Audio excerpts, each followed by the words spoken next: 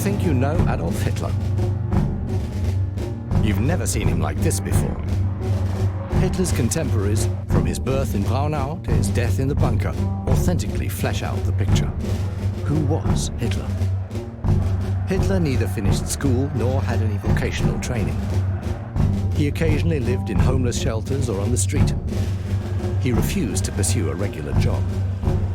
To this day, it seems inexplicable that he could come to power. Out of nowhere, Hitler became the Führer, leader of the German Reich, one of the most powerful men of the 20th century, starting an inferno that engulfed the world and brought death to millions of people.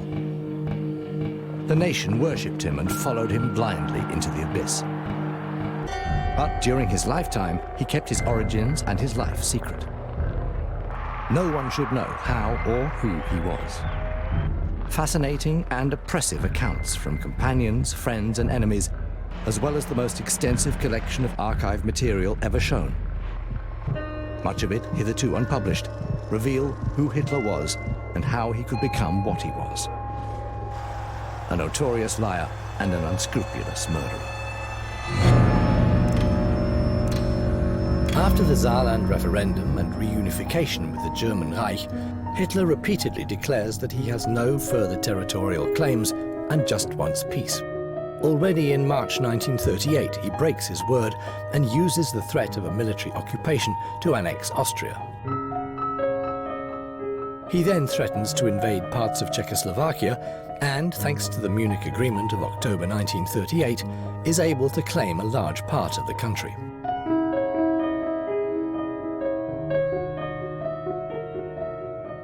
The German people are enthusiastic about the successes achieved without conflict.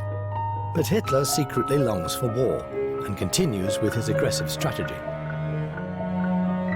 After the shock of his breach of the Munich Agreement and occupation of the rest of Czechoslovakia, Europe now waits to see if he will endanger the peace of the whole continent. Hitler is convinced that Great Britain and France want to avoid a war. Will he go further?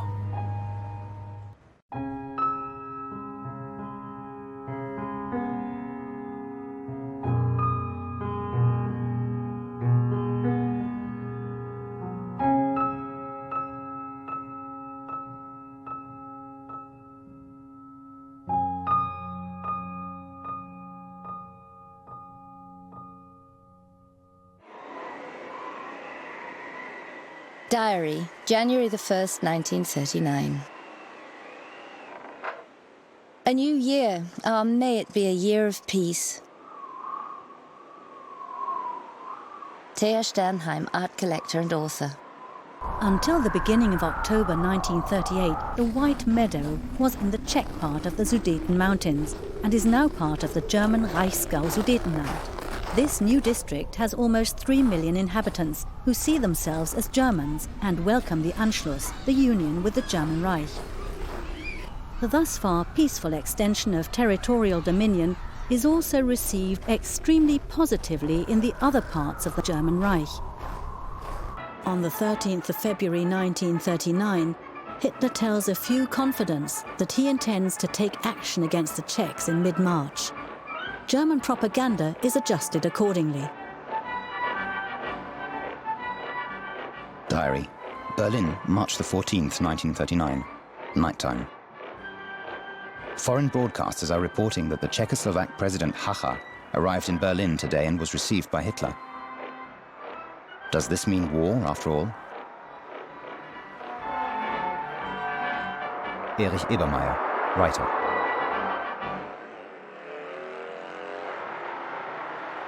In the meantime, I dealt with the transcription of the statement of just a few lines, reading, "The Czechoslovak president has declared that he has trustingly placed the fate of the Czech people and country in the hands of the Führer of the German Reich. The Führer accepted this declaration and expressed his intention of taking the Czech people under the protection of the German Reich and guaranteeing them autonomous development of their ethnic life suited to their character." Paul Otto Schmidt, interpreter for Adolf Hitler.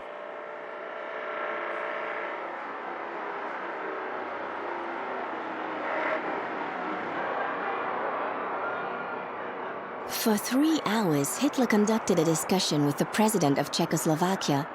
We all knew that it was about war or peace. Suddenly the door opened, Hitler rushed out and proclaimed, "So people, good news. Hacha has signed the agreement. I will go down as the greatest German in history." Christa Schröder, Hitler's private secretary.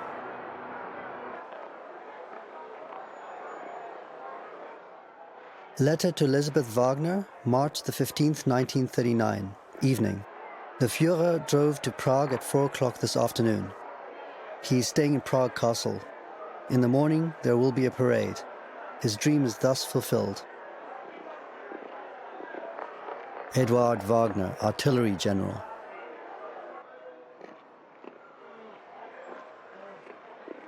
Diary. Thursday, March the 16th, 1939. The Führer had the contents of Article 13 on the establishment of the Protectorate announced over the radio. Henrietta Schneider, housekeeper, East Prussia. After World War I, the Allied victors awarded the Memel land to Lithuania. After threats of military force, Hitler sets an ultimatum for bringing Memel land home to the Reich. In the face of a complete lack of international support, Lithuania complies.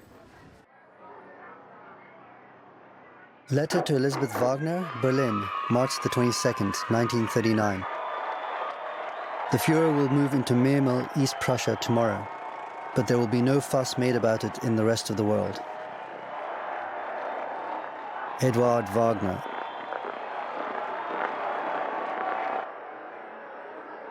Diary. Thursday, March the 23rd, 1938. Around 2:30, the Führer spoke to the Memellanders.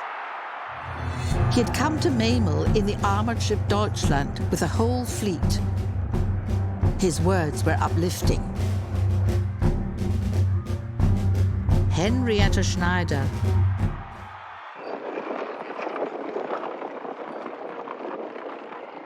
Secret report to Ambassador Josef Lipski in Berlin. Everyone is awaiting further steps from Hitler. It is generally assumed that after the annexation of Memel, he has to move on to the settlement demands with Poland, primarily the takeover of Danzig and the corridor. The solution to these questions will meet with understanding and recognition by the German people. Felix Tuchewski, Polish General Consul. A meeting in Schorfheide near Berlin in spring 1939. Hermann Göring and the British ambassador Neville Henderson. We had reached the last act of the drama, and the curtain for it had gone up on that momentous March the 31st, when Mr. Chamberlain had announced our agreement with Poland. Neville Henderson, British Ambassador to Germany.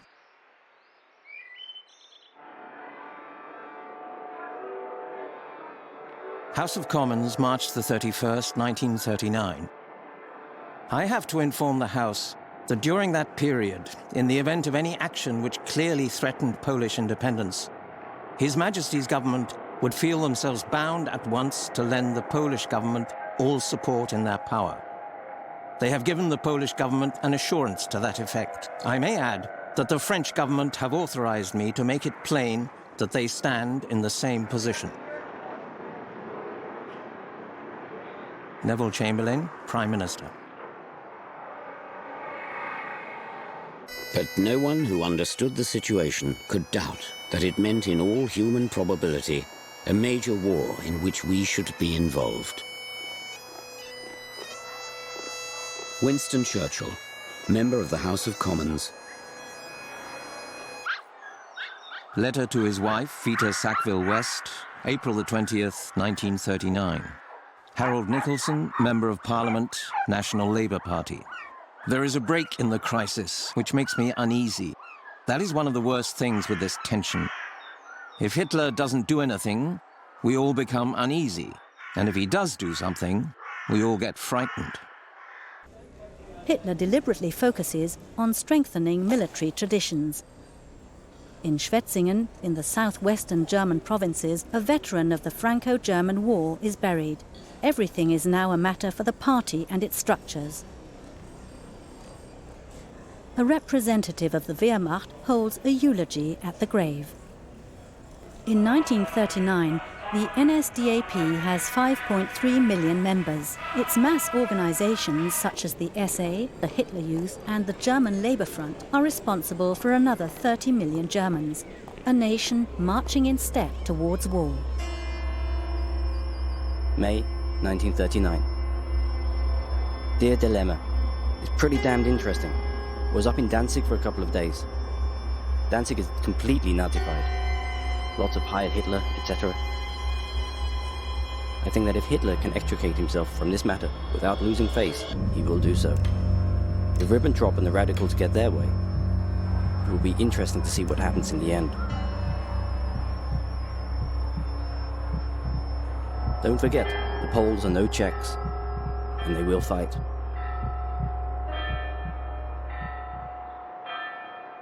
John F. Kennedy, letter to his childhood friend, Kirk Lem Billings.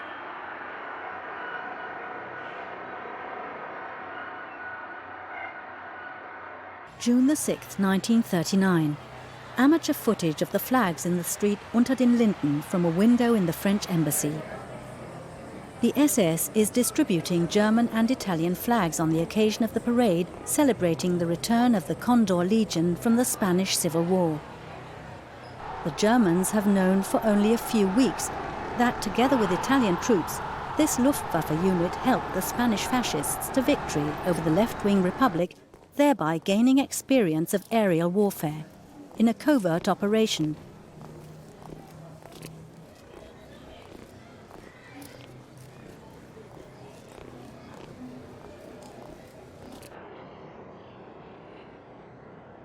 Speech at the Carlton Club, London, June the 28th, 1939. What is Herr Hitler going to do? Is he going to try to blow up the world or not? The world is a very heavy thing to blow up. An extraordinary man at a pinnacle of power may create a great explosion, and yet the civilized world may remain unshaken. But the world will go on. Winston Churchill.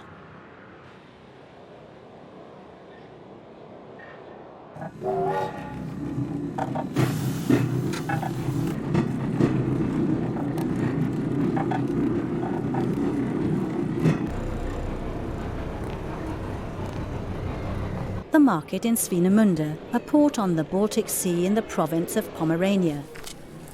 In the mid-1930s, per capita income in Germany is only half that of America. Above all, agriculture, from which 9 million Germans live, is still underdeveloped. In 1928, only 68% of the German Reich could supply itself with food. But by 1939, this share has risen to 83%. Mainly meat and fats still have to be imported. Nobody is starving in Germany anymore. The Germans are doing well.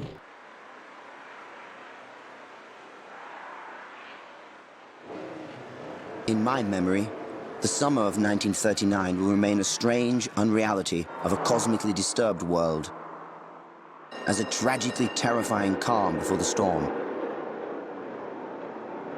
Arno Breker, sculptor and architect.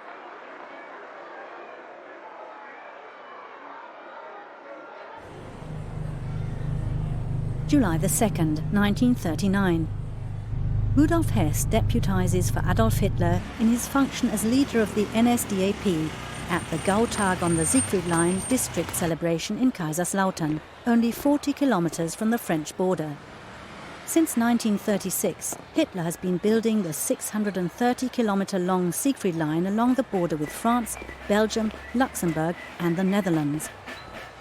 Up to 1 million men from all over Germany have been conscripted to work on the fortification of the western border.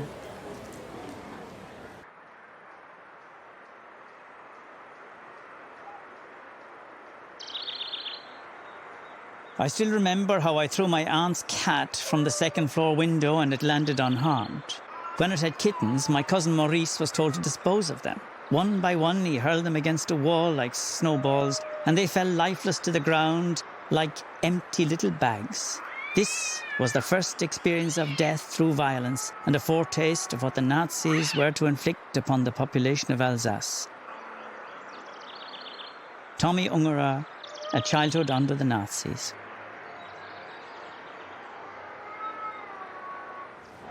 Sunday, July the 16th, 1939. A Guard battalion has lined up before Adolf Hitler outside the Museum of German Art in Munich. Since this summer, Wehrmacht officers and party officials are allowed to wear the white tunics as a dress uniform. Hitler, followed by Reichsführer SS Heinrich Himmler in black SS uniform, walks up the steps of the museum. Inside the museum, too, there are almost exclusively uniformed men to be seen. One of the few civilians present on this summer Sunday is the museum's director, Karl Kolb. Uniforms are omnipresent in everyday life in the German Reich.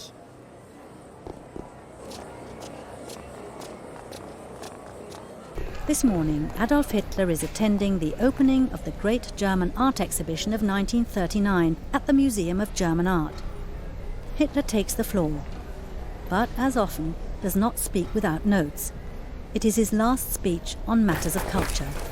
Following this, Hitler inspects the exhibition with his confidant in art affairs, the architect Gerdi Trost. They are accompanied by Dino Alfieri, Mussolini's Minister of Popular Culture, who will become ambassador to Berlin at the end of the year.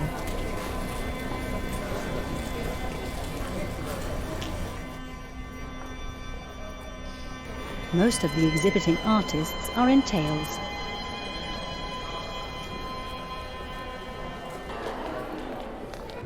Accompanied by Air Force Adjutant Nikolaus von Below and his factotum Julius Schaub in SS uniform, Hitler hurries to his Munich apartment. In the afternoon, more than 30,000 participants in the 2,000 Years of German Culture Parade will file past the Führer. Ashram at Warda, Congress Party of India, July the 23rd, 1939. Herr Hitler, Berlin, Germany. Dear friend, friends have been urging me to write to you for the sake of humanity.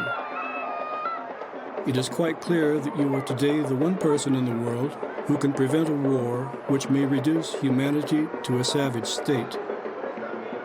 Are you really willing to pay that price for an object, however worthy it may appear to you to be? Will you listen to the appeal of one who has deliberately shunned the method of war, not without considerable success? Anyway, I anticipate your forgiveness if I have erred in writing to you. I remain your sincere friend, Mahatma Gandhi.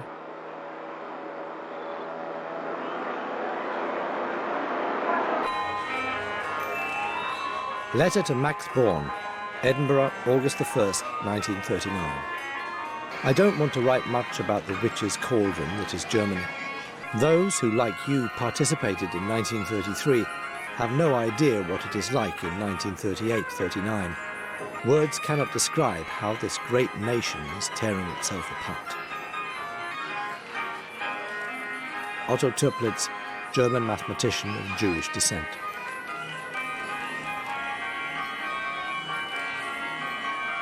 The imperial city of Augsburg. In 1939, the medieval trading city has 185,000 inhabitants and has been the location of important industries since the second half of the 19th century.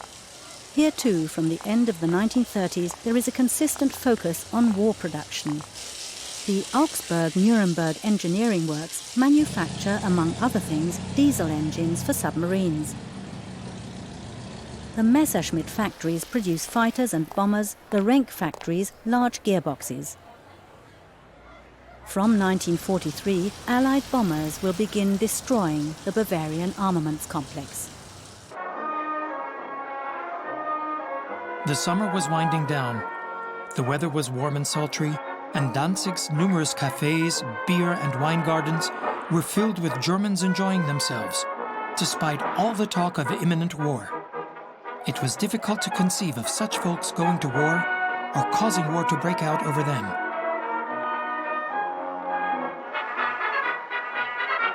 William Shirer, correspondent for the Columbia Broadcast System in Berlin.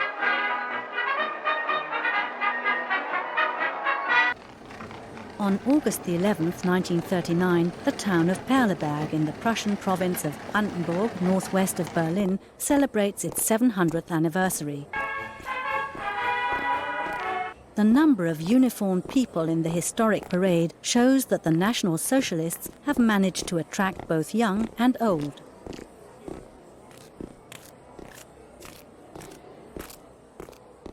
A music corps of the Luftwaffe. Since 1934, Perleberg has been the location of a military airbase. The Organisation Todt, a paramilitary construction group, the National Socialist Motorized Corps, and the local political leaders of the NSDAP. A brass band of the General SS, followed by regional SS stormtroopers, the Reich Labour Service. Hitler is marching Germany to war. Hitler could also keep secrets with astonishing mastery. He never told us his secret intentions or informed us about his plans. Christa Schröder.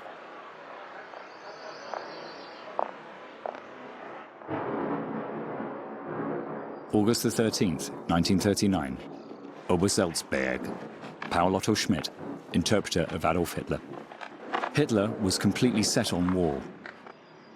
The British are guilty of everything. The Poles have a serious lesson to learn. The democracies are inferior to Germany and will never fight. Was the recurring keynote of the German dictator's speeches.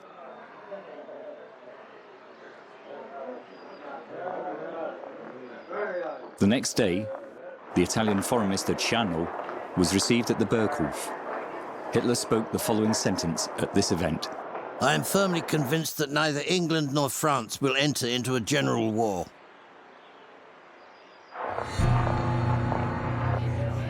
Italy's foreign minister cannot talk Adolf Hitler out of his war plans. The Kingdom of Italy is tightly bound by the Pact of Steel to the German Reich. However, the Duce, Benito Mussolini, reveals to Hitler in a letter that the country is not prepared for war. When Hitler gives the order to invade Poland, Italy withholds its allegiance. Hitler doesn't even bother to answer a final attempt at mediation by Mussolini.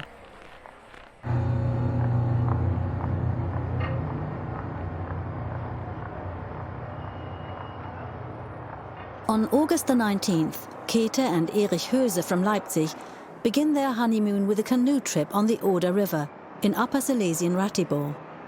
They take Erich's camera.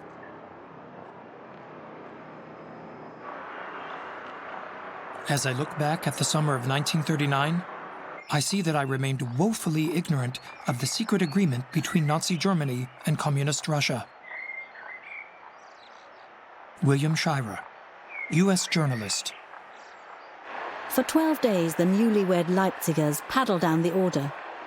During this time, Adolf Hitler propels the continent into a world war. Diary, Paris, August the 19th, 1939. Announcement of a German-Russian non-aggression pact. Thea Sternheim. At the end of July, on Hitler's approval, Foreign Minister von Ribbentrop and State Secretary von Weizsäcker set the foundations for an agreement with the Soviet Union, which also includes the partitioning of Poland and the Baltic states. Hitler is in a hurry because he believes autumn rains will prevent a motorized war in backward Poland. On August the 19th, Stalin accepted Hitler's offer with both hands after Hitler had suggested splitting the Baltic into spheres of influence. I noted, but if Ribbentrop travels to Moscow, it means Russia is inviting Hitler to invade Poland. Ernst von Weizsäcker, Secretary of State at the Foreign Office, Memoirs.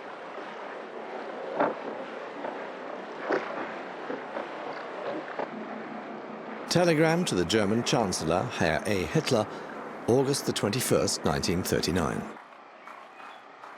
I thank you for your letter. I hope that the German-Soviet non-aggression pact will be a turning point and a serious improvement in political relations between our countries.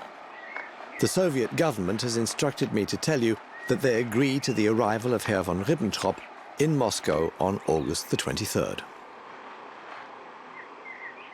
J. Stalin. Diary, August the 22nd, 1939.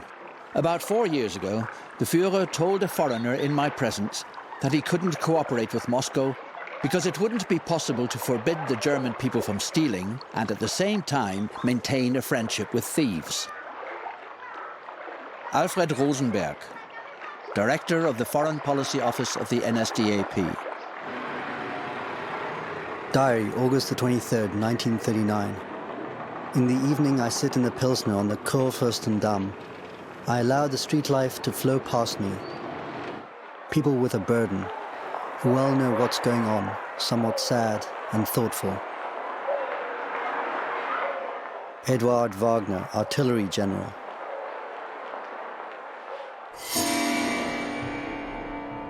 August the 22nd, 1939. The speech in which Hitler addressed military leaders took place in the great reception room of the Berghof. He was of the opinion that, ultimately, the Western powers would not take up the sword.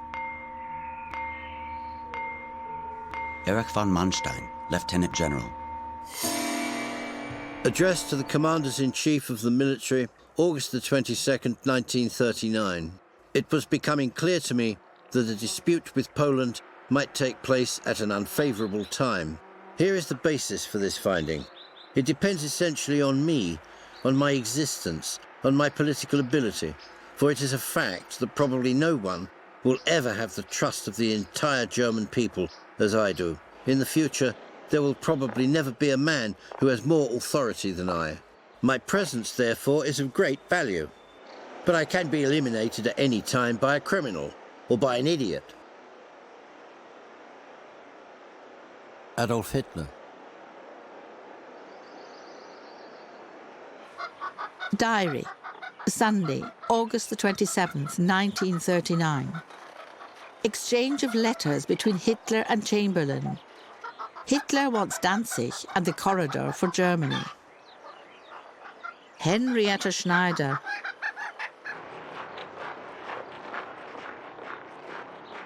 Suffocatingly humid days full of fear and expectations. Very calm, now only a few cars, but trains, almost without a break, whistling shrilly. You can't do anything, can't think, can't feel anything other than no war. Marie-Louise Kaschnitz, author, notes.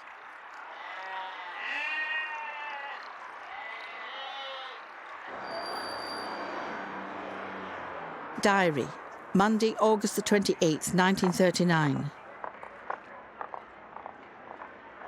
We believe that there will be war. Yesterday, rationing introduced for milk, fat, coffee, textiles and other things.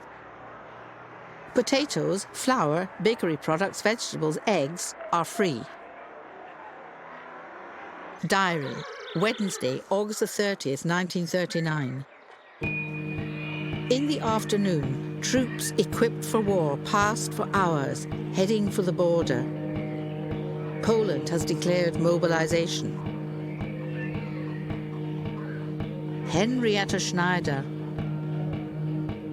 On August the 30th, Käthe and Erich Höse reached the delta of the Oder River and Stettin, the harbour. Government cruise liners are anchored here, placed under the protection of the Red Cross as hospital ships. 2 days after the honeymooners arrive in Stettin, the Second World War begins.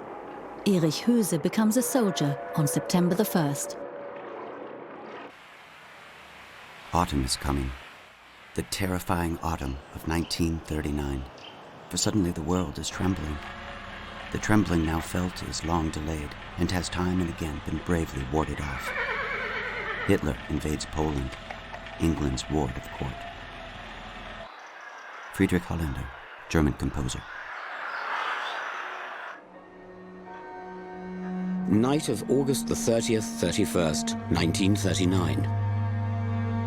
In these hours, I knew that if war came, and who could doubt its coming, a major burden would fall upon me. Winston Churchill.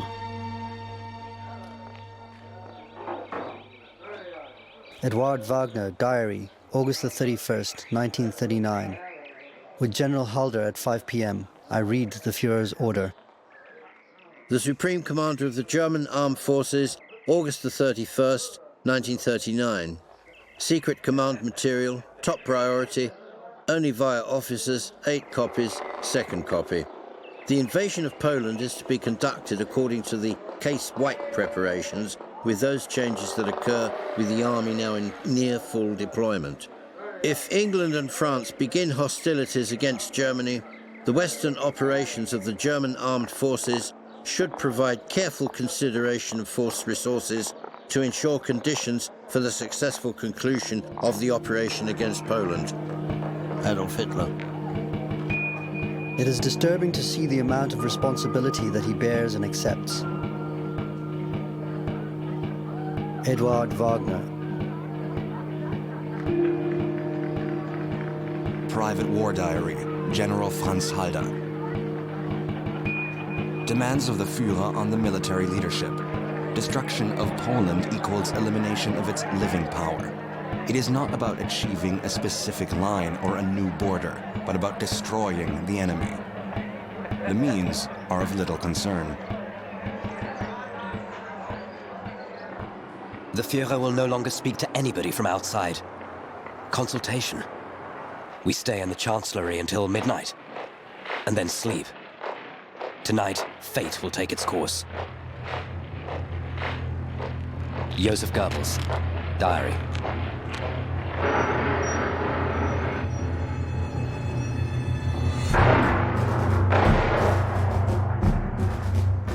Message from Commander of Westerplatte Peninsula to Polish Navy Headquarters in Gdynia, September the 1st, 1939, 0450. At 0445, the armored cruiser Schleswig-Holstein opened fire on the Westerplatte with all its guns. The barrage continues. Henryk Zukarski, Major of the Polish Army. In Zeiten schwerster polnischer Bedrohung erklärt Danzig am 1. September 1939 seine Heimkehr ins Reich. Noch haben sich bewaffnete polnische Banden im Postgebäude verschanzt. Sie bedrohen von hier aus den Frieden der Stadt. Männer der Danziger Heimwehr räuchern im Schutze eines Panzerwagens diesen gefährlichen Schlupfwinkel aus.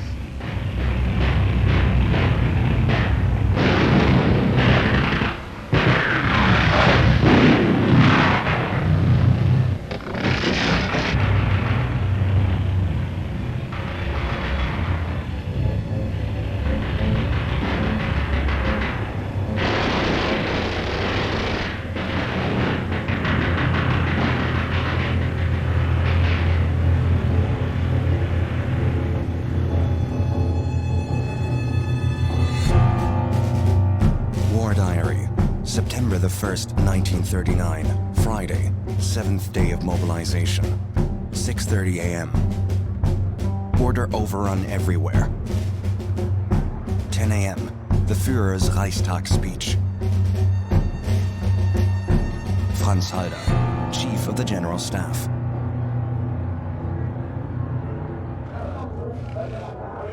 Diary, Friday, September the 1st, 1939. Poland has rejected Hitler's offer. The radio announces the actions of our troops in all of Poland. All our men from 16 to 55 years old have to go to Lützen, East Prussia. Henrietta Schneider.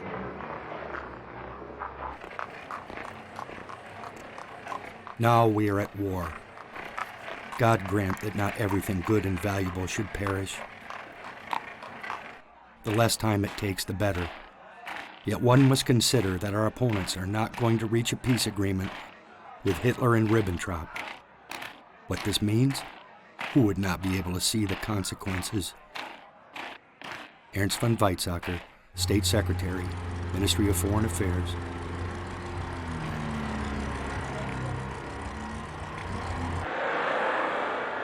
Morning, 10 a.m. Reichstag session. Hitler appears, deadly serious. For the first time in field grey uniform.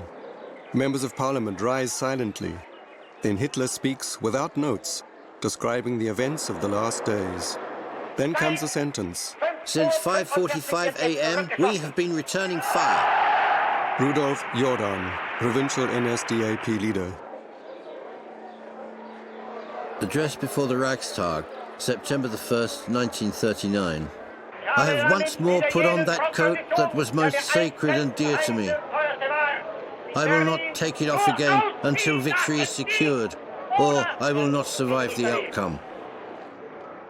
Adolf Hitler.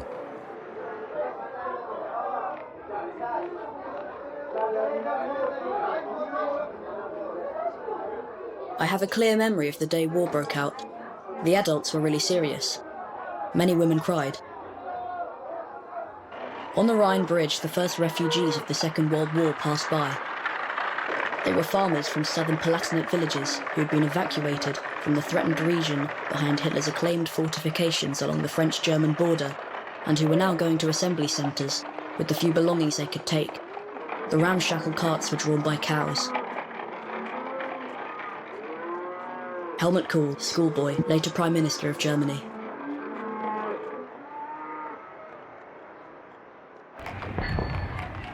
Toward the evening of September the 2nd, our son Heinrich was killed in action. The site of his swift and untimely death was the Tuchola forest region at the train crossing near Klonovo. It occurred while Heinrich, a lieutenant and leader of the 1st Platoon of the 9th Infantry Regiment, was advancing against Polish riflemen ahead of his troops. Our son Richard, who is in the same regiment, held the death watch for his brother until the early morning hours of September the 3rd. Ernst von Weizsäcker, Memoirs. In the early hours, 4 a.m., of September the 3rd, I was accordingly instructed by His Majesty's government to arrange for a meeting with the Minister for Foreign Affairs at 9 a.m.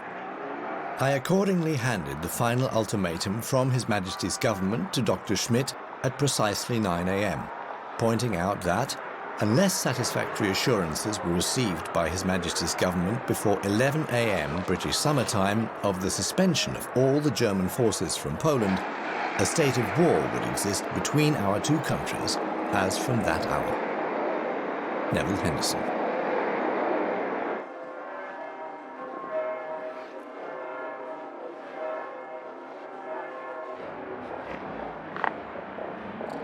Then I took the ultimatum to the Chancellery. Hitler's most prominent people were gathered in the room in front of his office. "What news?" asked anxious voices. I answered with a shrug, "Schools cancelled," and entered the next room where Hitler was sitting at his desk, while Ribbentrop stood at the window. I remained some distance from Hitler's desk and slowly translated the ultimatum of the British government. When I finished, there was total silence. Hitler sat as though turned to stone, just looking straight ahead. After a while, he turned to Ribbentrop. "What now?" Ribbentrop replied with a quiet voice, "I suppose the French will issue an identical ultimatum within the hour." As my job was now finished, I left and told those waiting outside, in 2 hours, a state of war will exist between England and Germany. Goering turned to me and said, "If we lose this war, then may heaven have mercy on us." Paul Otto Schmidt. Berlin, September the 3rd, 1939. When Coulondre returned to the embassy, he was visibly shocked. Without a word, he sat down at the table of the large conference hall and reported the dramatic minutes in the Chancellery. He then paused for a moment, and suddenly this man burst into tears in front of us. Paul Stelin, Air Force attaché in the French Embassy in Berlin. When France and Great Britain declared war on Germany on September the 3rd, people could hardly contain their happiness. The mood, and not only in Warsaw, was enthusiastic. I immediately sent my sister, who had moved to London with her husband a few weeks earlier, a postcard. It certainly won't be easy, perhaps even terrible, but we are in good spirits because we don't have the slightest doubt that Germany will lose. The postcard never arrived. Marcel Reich Ranitsky, September 1939, unemployed in Warsaw.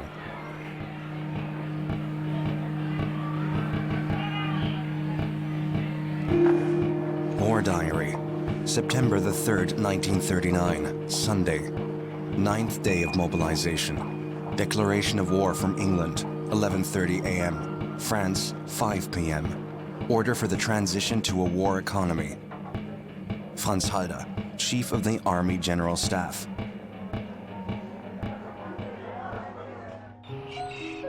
We were woken up at 6 a.m. by a man in a dinghy banging on the side of our boat. You guys English? Yes. Well, lots of luck. You've just declared war on Germany.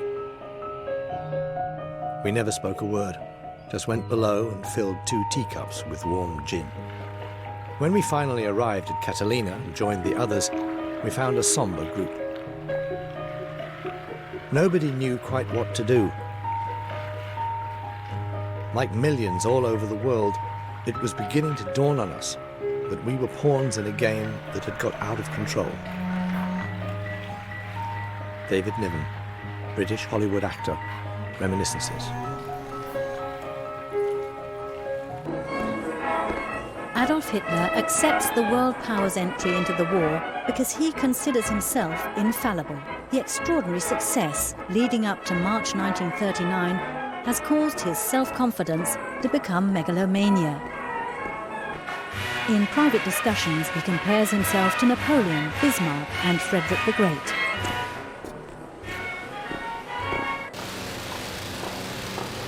Letter to Johanna Nossa, September the 3rd, 1939. We leave Berlin in a couple of hours. For me, this means going through thick and thin with the boss. I don't want to think about the fact that it may come to the ultimate. But if so, then my life will no longer have any value. Christa Schröder.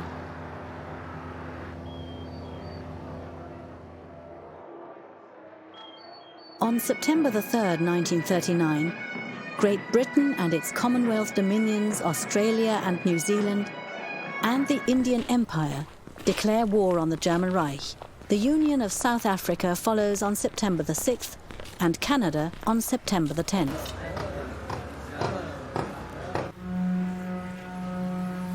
I remember the amazement when the message came in that Churchill was going to be appointed to the War Cabinet. Holding the ominous press dispatch in his hand, Goering stepped from the doorway to Hitler's living quarters and said wearily, "Churchill's in the cabinet. That means war really is about to begin." Albert Speer, Memoirs. Churchill loves war. He makes no secret of it. Even boasts about it. Joe L. Sawyer, bomber pilot, Royal Air Force. Diary, Wednesday, September the 6th, 1939. We shall fight to the last and may win, but I confess I don't see how.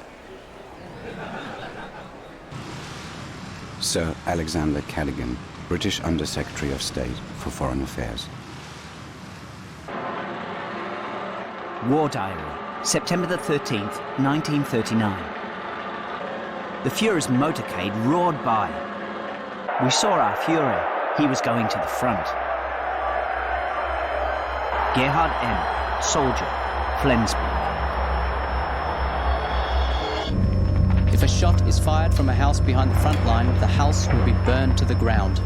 If a shot is fired from a village behind the front and it can't be determined which house the shot came from, the entire village will be burned down. Fedor von Bock, commander of Army Group North, order of the day.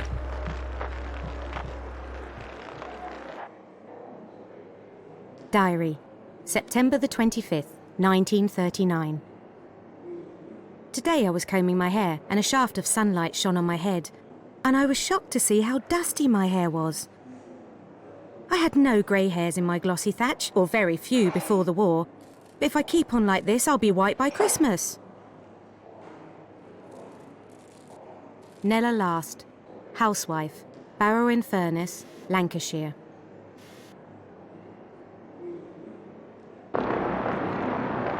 Diary, September the 28th, 1939. Warsaw has finally fallen. Mountains of corpses have to be removed. The Russians are marching into Poland and are moving up to an agreed demarcation line. Scattered Polish divisions are leading a heroic, desperate struggle. Udo von Auvensleben, Captain, 16th Tank Division. Some 16,000 members of the German armed forces die, and 30,000 are wounded in the Polish campaign of 1939. Sources report 68,000 dead and 130,000 wounded on the Polish side.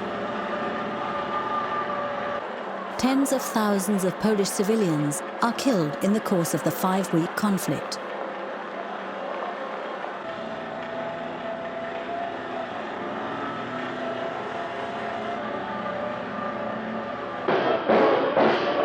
The next day in Warsaw, troops paraded in front of Hitler. The Lanchner brothers filmed him. I was standing near Hitler and saw how the troops looked at him, mesmerized. Without exception, they appeared ready to do anything for him. If he were to give the order, they would die for him. Leni Riefenstahl, director and actress. In addition to the free city of Gdansk, western parts of Poland are annexed and added to the Greater German Reich. From October 16, 1939 onwards, the remaining central Poland is subject to the authority of a German civil administration as a general government. The successful combat troops are immediately transferred to the Western Front and replaced by occupation forces. These usually consist of older reservists who have served in the First World War. According to the Hitler-Stalin Pact, Eastern Poland falls to Russia. The German-descended families living there are relocated to Greater Poland. The landscape around the city of Posen, which is Reichsgau-Wartheland, is affiliated to the Greater German Reich.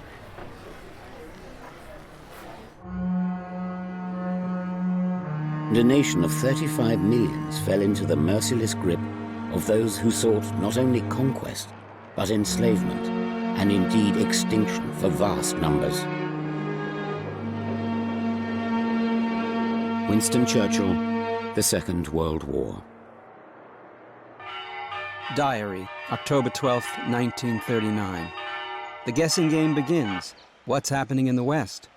Several hundred kilometers behind the front line, people do not realize that there's a war going on. Friedrich Kellner, Laubach, Hessen.